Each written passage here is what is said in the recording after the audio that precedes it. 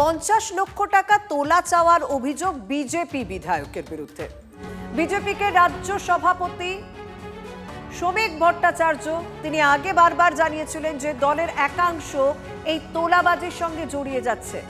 আর এই শ্রমিক ভট্টাচার্যকেই লিখিত অভিযোগ জানালেন কালনা শহরের বাসিন্দা নন্দিনী তিওয়ারি। টাকা চাওয়ার অভিযোগ অবশ্য উড়িয়ে দিয়েছেন বিজেপি বিধায়ক। তার পাল্টা দাবি, বিল্ডিংটি বেআইনিভাবে তৈরি হয়েছে, পুরসভার তরফে বহুতলের বেআইনি অংশ ভাঙার নির্দেশও দেওয়া হয়েছে।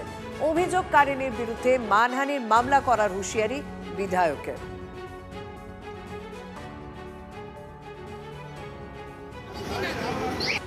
বিধায়ক নিজে গিয়ে থানায় বসে এই কেসটা করেছে, নিজে থানায় পুলিশকে প্রেসার দিয়ে কেসটা করিয়েছে।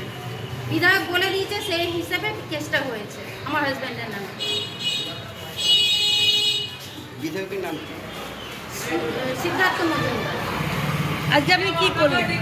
কি করলেন আজকে? আজকে আমি আমার যেহেতু এই বিল্ডিং, ওনার কোনো রাইট নেই আমার বিল্ডিংয়ে হচ্ছে তালা মারা, তার জন্য আমি আমার বিল্ডিংয়ের দরজা খুলে আমি নিজে প্রবেশ করলাম। এবার যদি উনি আসেন, উনি আমাকে মারবে, কাটবে, যা খুশি করবে, আমি তো ওনাকে এক পয়সাও দেবো না। তারপরে দেখি উনি এবার কী করবেন। আমাদের রাজ্য সভাপতিকে, ভারতীয় জনতা পার্টির রাজ্য সভাপতি শ্রী শ্রমিক ভট্টাচার্যকে লিখিত দিয়েছেন। আমার কাছে চিঠিটা আছে। এটাতে লিখেছেন আবার আমি নাকি 25 লাখ টাকা চেয়েছি। আজকে আবার মিডিয়াতে বলেছে আমি নাকি 50,000 টাকা চেয়েছি। না, 50 লাখ 50,000 দুটোই বলেছে। তো আমার কথা হলো কোনটা সঠিক? আমি নাকি তার বাড়ির মধ্যে ঢুকেছি গুন্ডা নিয়ে। নিশ্চয়ই কোনো সিসিটিভি ফুটেজ আছে, সিসিটিভি তো লাগানো আছে চারিদিকে। এটার কিন্তু প্রমাণ তাকে দিতে হবে। আমি নাকি ফোনে হুমকি দিচ্ছি, সেটার প্রমাণও দিতে হবে। আর দিতে যদি না পারেন, এই ডেফামেশন কেসটা, মানহানি কেসটা যে আপনার কি অবস্থা করবে আপনারা এখনো বুঝতে পারছেন না। যখন কোর্টে উঠবে তখন বুঝবেন।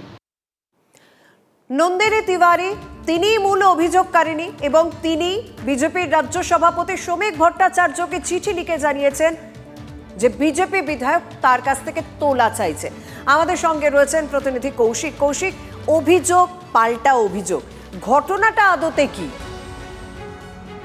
কালনার একটা 6তলা আবাসন, এই আবাসনকে ঘিরে কিন্তু ইতিমধ্যে রাজনৈতিক বিতর্ক তৈরি হয়েছে। অভিযোগ যে এই বহুতলের যিনি মালিক নন্দিনী তিওয়ারি, তিনি বিধায়ক, কালনার বিধায়ক সিদ্ধার্থ মজুমদারের বিরুদ্ধে অভিযোগ করছেন। এই সিদ্ধার্থ মজুমদার তার যে এই আবাসন তৈরি যখন হচ্ছিল তখন তিনি এবং তার অনুগামীরা গিয়ে সেই আবাসনের গেটে তালা লাগিয়ে দেন। এরপরে কিন্তু এই মালিক তিনি অভিযোগ করছেন যে তাদেরকে বিজেপি পার্টি অফিসে টাকা হয় এবং 50 লক্ষ টাকা দাবি করা হয়েছে।